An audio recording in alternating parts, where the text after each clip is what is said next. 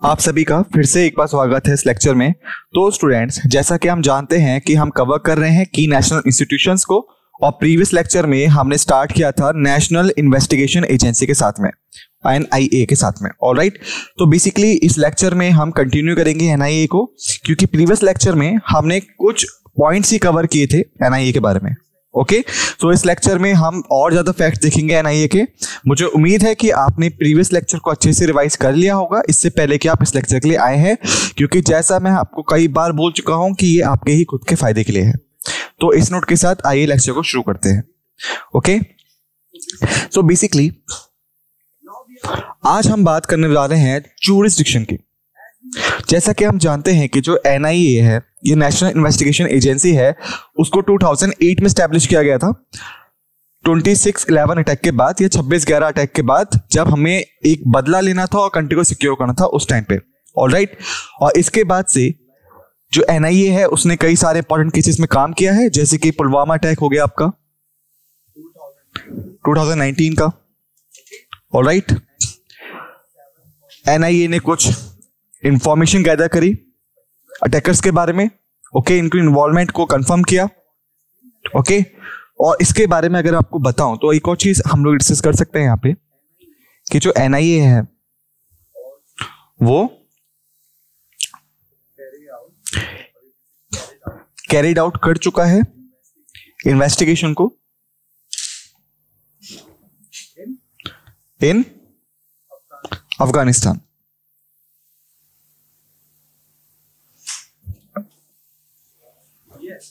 ठीक है, तो अफगानिस्तान में भी है जो NIA था उसने यहां पे इन्वेस्टिगेशन की थी, जब वहां पे एक अटैक होता है गुरुद्वारे पे।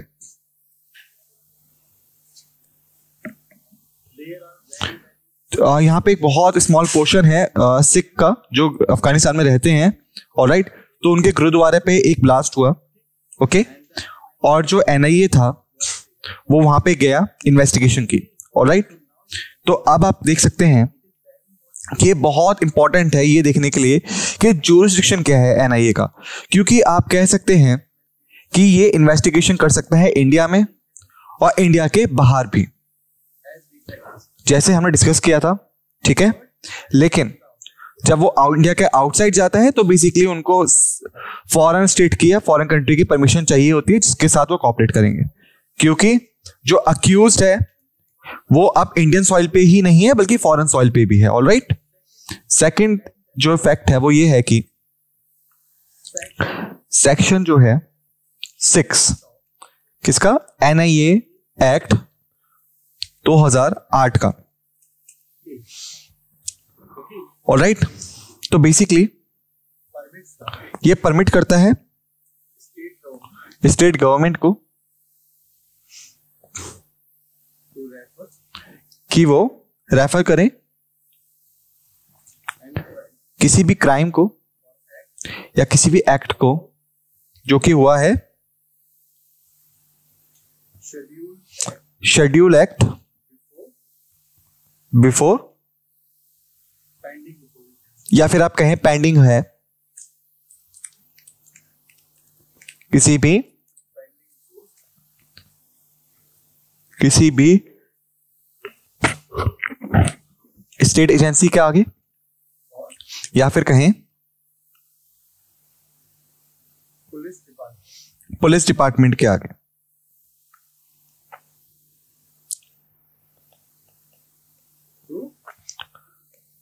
वो सेंट्रल गवर्नमेंट को रेफर कर सकते हैं। ऑलराइट, यह है पहला पॉइंट। और NIA की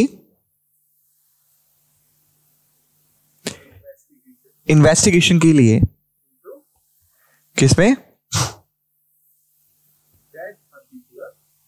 उस पर्टिकुलर मैटर में।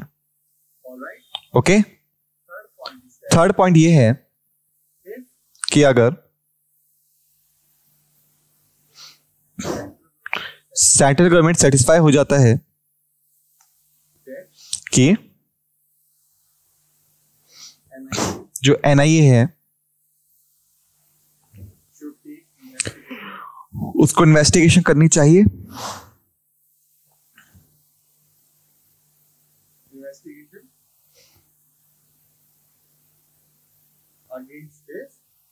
इसके खिलाफ तो जो सेंट्रल गवर्नमेंट है वो एनआईए को बोल सकती है कि वो इन्वेस्टिगेशन करे।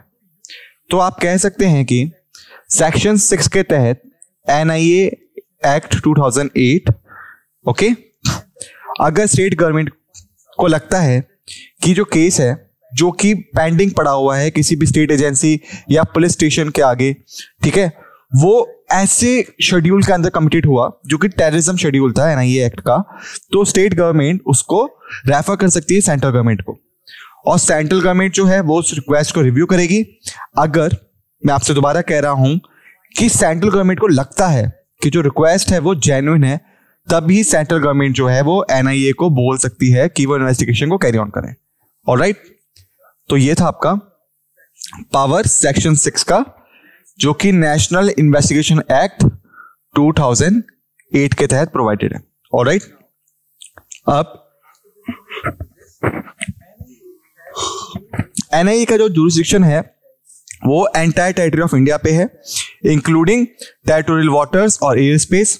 ये इन्वेस्टिगेट कर सकता है उन केसेस को जिसमें इंडियन नेशनल्स और एंटिटीज अब्रॉड भी इन्वॉल्व थी, जो रिलेटेड हो टेररिस्ट एक्टिविटीज से, जो अफेक्ट करे इंडिया के इंटरेस्ट को। तो आप बेसिकली कह सकते हैं कि अगर मान लीजिए ये इंडिया है, ठीक है, मैं इसे दोबारा से एक बार बना देता हूं।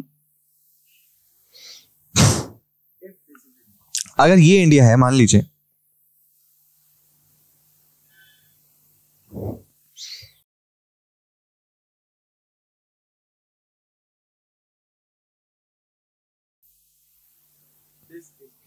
अगर ये इंडिया है, ऑलराइट, और इसको सराउंड करा हुआ है अरेबियन सी ने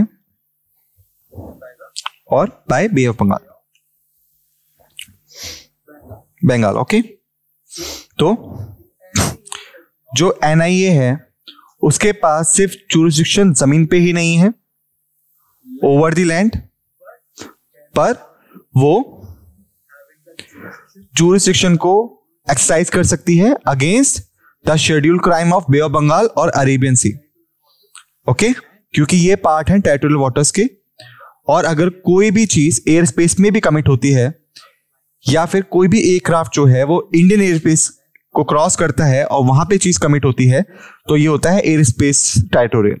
ऑलराइट, और अगर इस जुरिस्डिक्शन एरिया को अगर हम सिंपल पॉइंट्स में डिवाइड कर दें, तो आप कह सकते हैं कि पहला है पर्सन जो है इंडिया का, या फिर कहें जो कि इंडिया में रहता है,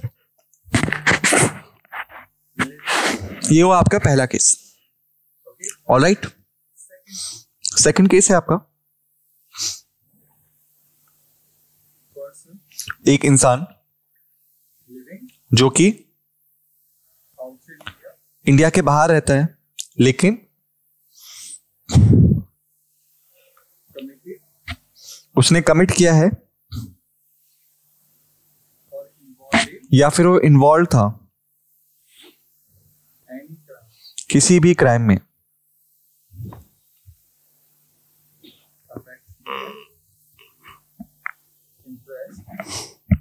जो कि इंडियन इंटरेस्ट को अफेक्ट करता है। थर्ड पॉइंट है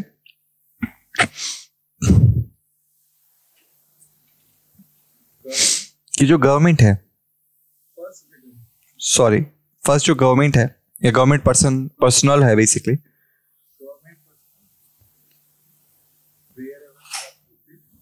वो जहां कहीं भी पोस्टेड है,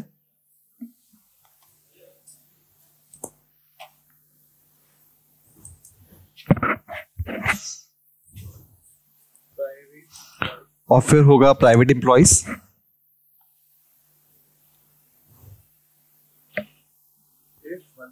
अगर वो काम करते हैं इंडियन टेरिटरी में। ऑलराइट, इसके बाद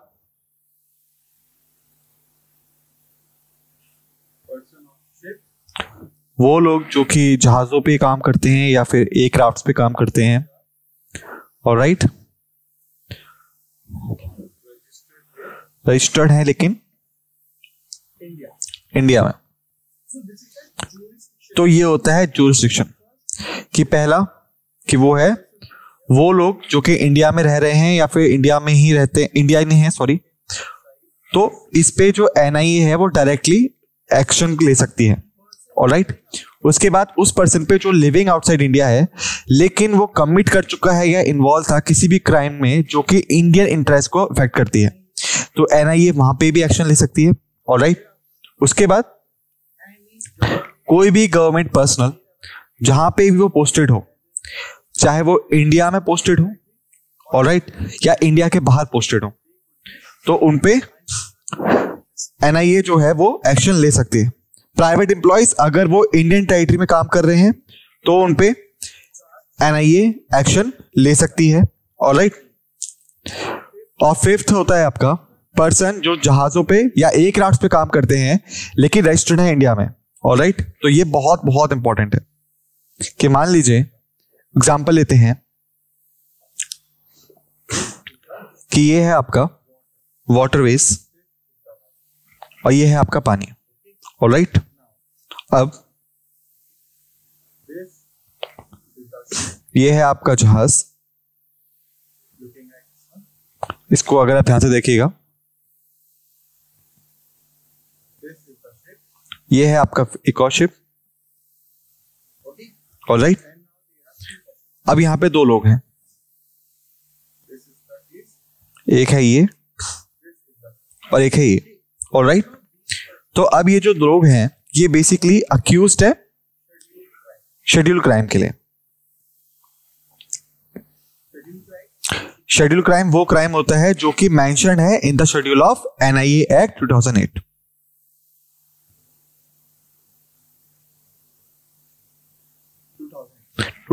में अगर ये जो लोग हैं ये अक्यूज्ड हैं शेड्यूल क्राइम के लिए, तो यहां पे दो सिनेरियो होंगे, क्या तो इनको या तो ये शिप पे हैं जो कि इंडिया में रजिस्टर्ड है, रजिस्टर्ड इन इंडिया, ओके, या फिर जो इंडिया में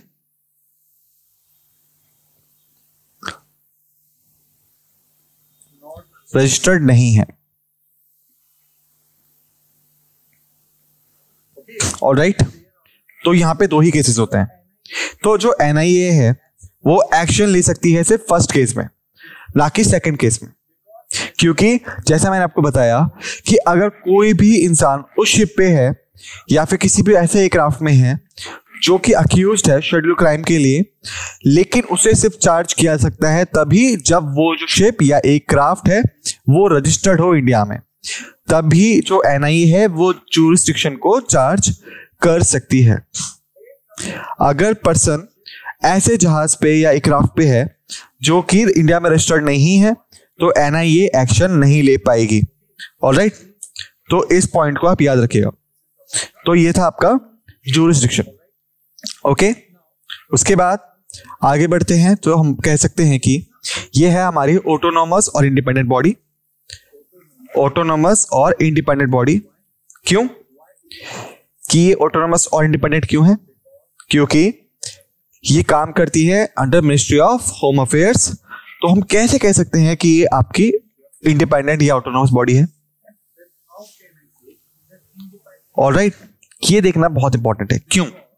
क्योंकि ये इंडिपेंडेंट बॉडी है, क्योंकि इसके पास अपना खुद का एक्ट है, national investigation agency act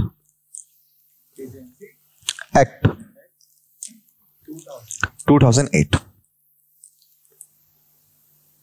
alright, जिसका मतलब हुआ कि इसके अपने खुद के रूल्स एंड रेगुलेशंस हैं जो कि इसे इंडिपेंडेंट बनाते हैं, ऑटोनॉमस बनाते हैं। ऑलराइट, और एक बात को और याद रखिएगा कि ये लॉ एनफोर्समेंट एजेंसी भी है। काउंटर टेररिज्म मैं आपको बता चुका हूं। ऑलराइट, तो बेसिकली जब भी कानून बनाए जाते हैं उनको जरूरत होती है लॉज इंप्लीमेंटेशन की।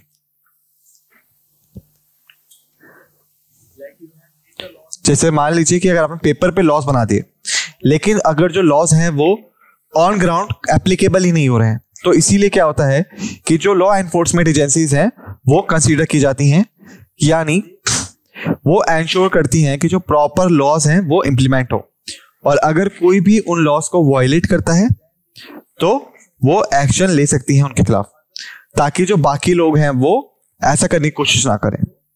तो जब भी बात आती है एनआईए की पावर की, तो ये होती है आपकी ऑटोनोमस और इंडिपेंडेंट बॉडी जो कि काम करती है काउंटर टेररिज्म के खिलाफ और लॉ एनफोर्समेंट के लिए। एनआईए जो है बेसिकली वो है ऑटोनोमस बॉडी और फंक्शन करती है independently from the state police forces, और इसको स्टेट बाउंड्रीज के द्वारा बाउंड नहीं किया जा सकता, और ये ऑपरेट करती है थ्रू आउट द कंट्री। जैसा कि मैंने आपको बताया भी था कि अगर एनआईए को कोई भी एक्शन लेना है,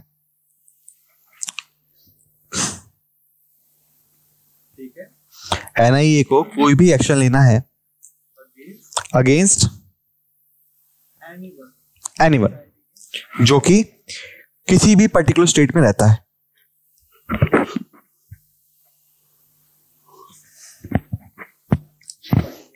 पर्टिकुलर स्टेट में रहता है, तो इस सिनेरियो में उसको जरूरत नहीं होगी किसी भी स्पेशल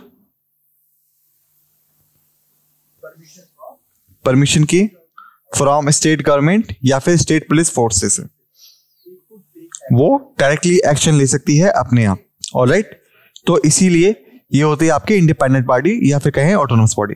चलिए आगे चलते हैं। Investigation of schedule offences. NIA जो है वो इन्वेस्टिगेट करती है और प्रोसिक्यूट करती है ऑफेंसेस को जो कि लिस्टेड होते हैं फर्स्ट शेड्यूल में या सेकंड शेड्यूल में एनआईए एक्ट के। इस चीज को याद रखिएगा। शेड्यूल जो है बेसिकली वो होता है ओपन फॉर्मेट, लेकिन जब ये आता है स्पेसिफिक फॉर्मेट्स पे या स्पेसिफिक शेड्यूल पे, तो जो मेन शेड्यूल्स हैं शेड्यूल 1 और शेड्यूल 2 हैं। ऑलराइट, एनआईए एक्ट जो कि प्राइमरीली इंक्लूड करते हैं उन ऑफेंसेस को जो कि टेररिज्म से रिलेटेड हो या फिर अनलॉफुल एक्टिविटीज से रिलेटेड हो। ऑलराइट, तो इस पॉइंट को याद रखिएगा। ओके, उसके बाद ये एक और बहुत इंटरेस्टिंग टॉपिक है। ऑलराइट, ये है स्पेशल कोर्ट्स। तो स्पेशल कोर्ट्स का मतलब क्या हुआ? तो मान लीजिए कि अगर ये एक पर्सन है जो कि अक्यूज्ड है शेड्यूल क्राइम के लिए, किस शेड्यूल के लिए? Schedule first and schedule second के लिए। ऑलराइट, तो अब की ये होगी आपकी नेशनल इन्वेस्टिगेशन एजेंसी टीम, जिनको इंफॉर्मेशन मिलेगी कि इस पर्सन ने कुछ कमिट किया है जो कि शेड्यूल क्राइम है। ऑलराइट, तो जो एनआईए है वो इन्वेस्टिगेशन को लॉन्च करेगी। ऑलराइट, और इस इंसान को पाएगी एज अ गिल्टी। लेकिन इंडिया में यहां पे जुडिशरी का प्रोसीजर होता है, जिसका मतलब हुआ कि कोई भी प्रोसिक्यूट नहीं हो सकता जब तक कि उस पे कोई भी जुडिशरी इंपोजिशन नहीं लगेगा। इसका मतलब हुआ कि अगर पुलिस ने किसी को गिरफ्तार किया तो वो डायरेक्टली उसको जेल नहीं भेज सकते। ऑलराइट, और इसके लिए उन्हें जो फोर्सेस होती हैं या फिर कोई भी एजेंसीज हैं, उनको किसी को भी अरेस्ट करने के बाद उसे इन्वेस्टिगेशन करनी होती है। ऑलराइट, उन्हें चार्जशीट प्रॉपर प्रिपेयर करनी पड़ती है बेसिकली उस पर्सन के खिलाफ। ऑलराइट, और उसके बाद उन्हें उसे प्रूफ करना होता है ऐसा guilty in the eyes of judiciary. तो एनआईए भी सेम चीज करती है, वो इन्वेस्टिगेशन को लॉन्च करती है। ऑलराइट, लेकिन वो किसी को भी पनिश नहीं कर सकते जब तक कि उन्हें जुडिशरी से अप्रूवल ना मिले। उन्हें ये इंश्योर करना पड़ता है कि जो एक्यूज्ड है या जो गिल्टी पर्सन है उसके पास ये राइट हो कि जुडिशरी के पास जा सकता है, जहां पे एनआईए को अपनी चार्जशीट दाखिल करनी पड़ती है। एनआईए को जो स्पेशल कोर्ट्स होते हैं वो उस मैटर को सुनते हैं और उसके बाद अपना जुरिस्डिक्शन देते हैं। ऑलराइट, तो इसीलिए जो स्पेशल कोर्ट्स हैं वो बने हुए हैं। ये सिर्फ और सिर्फ होते हैं only for the NIA investigation के लिए, उसके प्रोसेस के लिए। तो जब भी हम बात करते हैं स्पेशल कोर्ट्स की, तो बेसिकली हम बात कर रहे हैं उन कोर्ट्स की जो कि स्पेशली डिजाइन है फॉर दी NIA। तो अब अगर हम बात करें इन कोर्ट्स की, तो सेक्शन 11 जो है और कहीं सेक्शन 22 जो है ऑफ NIA एक्ट 2008 का, बेसिकली ये जो दो सेक्शंस हैं ये पावर देते हैं to establish the special courts. Alright, अब अगर हम बात करें स्पेशल कोर्ट्स की, तो पहले हम बात करेंगे चेयरपर्सन की, और आप कह सकते हैं जज की, जज ऑफ स्पेशल कोर्ट्स। ऑलराइट, तो अगर हम बात करें इस चीज की, तो ये जो होता है चेयरपर्सन, इसको कौन अपॉइंट करता है? He is appointed by on recommendations of chief justice of high court. Alright, तो बहुत से आप लोग सोचेंगे कि हाई कोर्ट क्यों, सुप्रीम कोर्ट क्यों नहीं? क्योंकि कि अगर मान लीजिए हम इंडिया की बात कर रहे हैं, तो इंडिया के पास टोटल 28 स्टेट्स हैं। ऑलराइट, अगर कोई भी चीज इंडिया में होती है तो वो होगी किसी ना किसी स्टेट के अंदर। ऑलराइट, और जब भी NIA उस पर्टिकुलर स्टेट के पास जाएगी और टेकअप करेगी इन्वेस्टिगेशन को, ओके, चार्जशीट को फाइल करेगी या अक्यूज को अरेस्ट करेगी, तो बेसिकली उनको ट्रायल करनी पड़ेगी उसी पर्टिकुलर स्टेट में।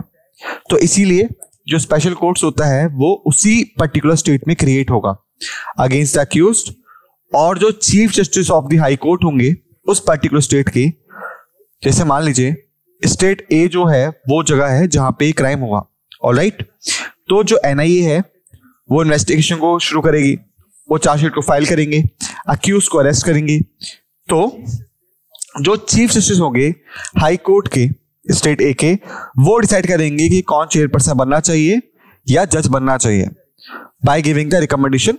ऑलराइट, और गवर्नमेंट फिर जो है उसको अपॉइंट करेगी उस पर्सन को एज अ चेयरपर्सन और हियर द केस और मेकिंग द जुरिस्डिक्शन। ऑलराइट, लेकिन एक चीज भी आप यहां रखिएगा, एक चीज आप याद रखिएगा कि जिसका मतलब है कि मान लीजिए अगर इस केस के पास जो हियरिंग है वो लंबी चली, मान लीजिए, ऑलराइट, और एक अकेला जज उस पूरी चीज को नहीं सुन सकता, तो इस चीज में जो एडिशनल जजेस हैं वो अपॉइंट होते हैं, लेकिन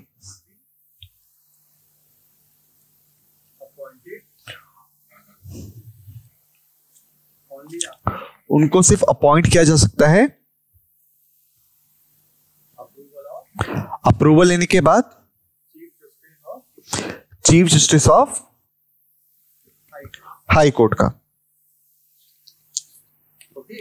ऑलराइट, ये उदाहरण ले लीजिए कि मान लीजिए स्टेट A था वो जगह जहां पे क्राइम हुआ, तो क्या होता है उसके बाद NIA इन्वेस्टिगेशन को लॉन्च करेगी, वो पर्सन को अरेस्ट करेगी, ओके, अक्यूज को अरेस्ट करेगी। उसके बाद जो स्पेशल कोर्ट है वो फॉर्म्ड होगा और जो जज है वो अपॉइंट होगा by the recommendation of high court chief justice. Alright, लेकिन बाद में पता चलता है कि सिर्फ एक जज जो है वो काफी नहीं है और एडिशनल जजेस की जरूरत है। तो जो गवर्नमेंट है वो एडिशनल जजेस को अपॉइंट तो करेंगे उस केस को असिस्ट करने के लिए, ऑलराइट, या कहें चेयरपर्सन ऑफ स्पेशल कोर्ट को असेस करने के लिए, लेकिन कब? जब chief justice of high court approval देंगे। अगर chief justice of high court approval नहीं देते हैं तो कोई भी एडिशनल जज अपॉइंट नहीं होगा। इस पॉइंट को आप याद रखिएगा, ठीक है। अब अगर हम बात करें इन स्पेशल कोर्ट्स की पावर की, तो बेसिकली इनके पास वो सारी पावर्स होती हैं क्रिमिनल प्रोसीजर कोर्ट्स की, जो आया था आपका 1973 में। ऑलराइट, सेकंड पॉइंट आपका ये है, जो सुप्रीम कोर्ट है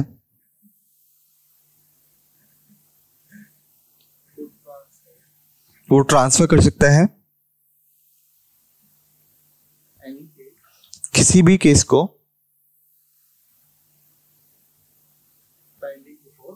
जो कि पेंडिंग था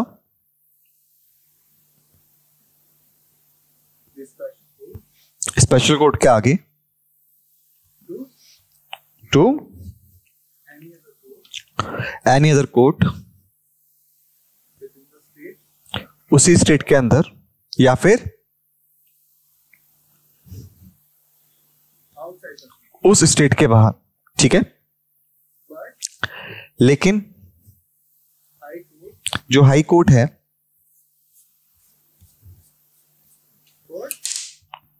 वो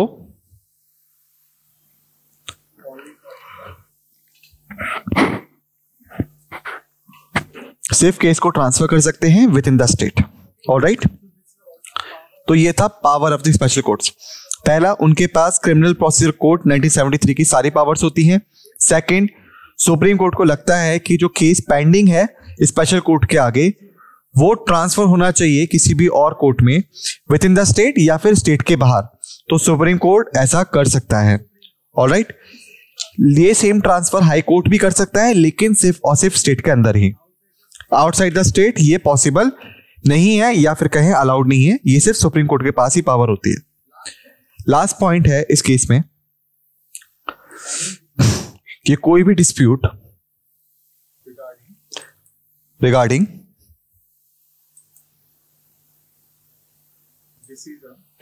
डिसीजन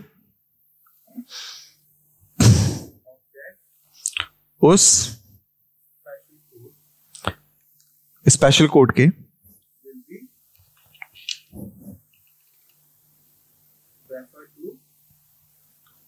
वो रेफर किया जाएगा सेंट्रल गवर्नमेंट को या फिर सेंट्रल गवर्नमेंट जो है उसका जो डिसीजन होगा वो होगा फाइनल।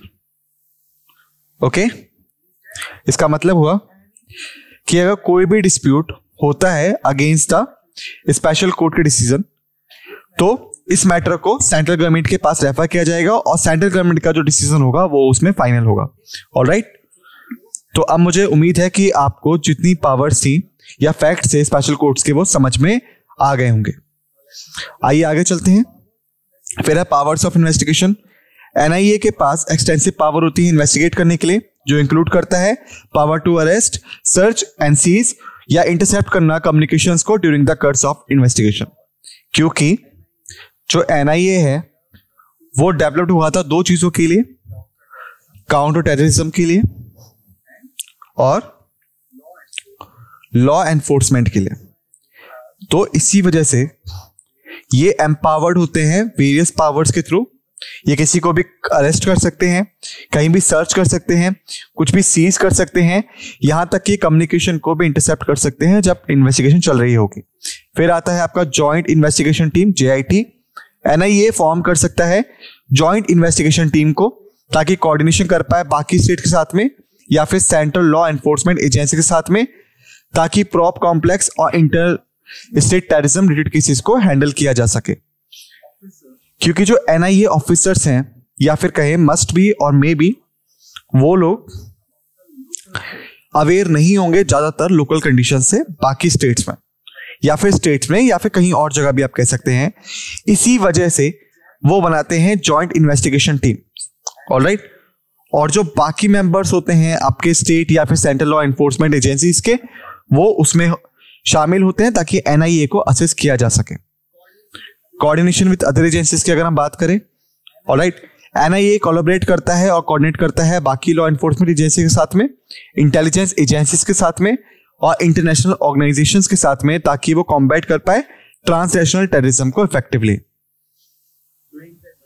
जब भी ये इन्वेस्टिगेशन को करते हैं कंट्री के अंदर ही, तो स्टेट पुलिस फोर्सेस हो गया, स्टेट लॉ अथॉरिटीज हो गए, तो जितनी भी इस तरह की एजेंसीज हैं ये बेसिकली कोऑर्डिनेट करती हैं with NIA during the investigation. लेकिन जब भी हम बात करते हैं इंटरनेशनल लेवल की, ऑलराइट, तो जो एनआईए है वो कोऑपरेट करता है बेसिकली स्टेट अथॉरिटी साथ में उस पर्टिकुलर कंट्री के, क्योंकि आप डायरेक्टली एक्शन नहीं ले सकते फॉरेन सॉइल पे और किसी को भी प्रोसिक्यूट नहीं कर सकते वहां पे अगर वो आउटर कंट्री में है तो, ऑलराइट। उसके बाद है प्रोटेक्शन ऑफ विटनेस, ये बहुत इंपॉर्टेंट है। एनआईए एक्ट इंक्लूड करता है provision for the protection of witnesses और उनकी आइडेंटिटीज को, ताकि उनकी सेफ्टी को इंश्योर किया सके during investigation and trial. Last है हमारा extension of jurisdiction. Prior approval लेने के बाद सेंट्रल गवर्नमेंट का एनआईए एक्सटेंड कर सकता है अपने जुरिसडिक्शन को इन्वेस्टिगेट करने के लिए शेड्यूल ऑफेंसेस को जो कि इंडिया के बाहर हुए हैं इंडियन नेशनल्स के द्वारा, या फिर ऐसे क्राइम जो कि इंडियन इंटरेस्ट को अफेक्ट करते हैं। लेकिन इसको एक्सटेंड करने के दौरान उन्हें सेंट्रल गवर्नमेंट का अप्रूवल लेना होगा, या फिर आप कहें more precisely ministry of home affairs का अप्रूवल लेना होगा। क्यों? क्योंकि जो मिनिस्ट्री ऑफ होम अफेयर्स है उसके अंडर ही एनआईए काम करता है। तो स्टूडेंट्स, इस लेक्चर में हमने एनआईए को कंप्लीट कर लिया है, नेशनल इन्वेस्टिगेशन एजेंसी को। नेक्स्ट लेक्चर में हम स्टार्ट करेंगे एक और इंपॉर्टेंट की नेशनल इंस्टीट्यूशन को। तब तक आप सभी फैक्ट्स एंड फैक्ट फिगर्स को रिवाइज कीजिए जो हमने इस लेक्चर में डिस्कस किए हैं और दूसरे लेक्चर के लिए रेडी रहिएगा। इस नोट के साथ हम इस लेक्चर को समाप्त करते हैं। आप सभी का धन्यवाद।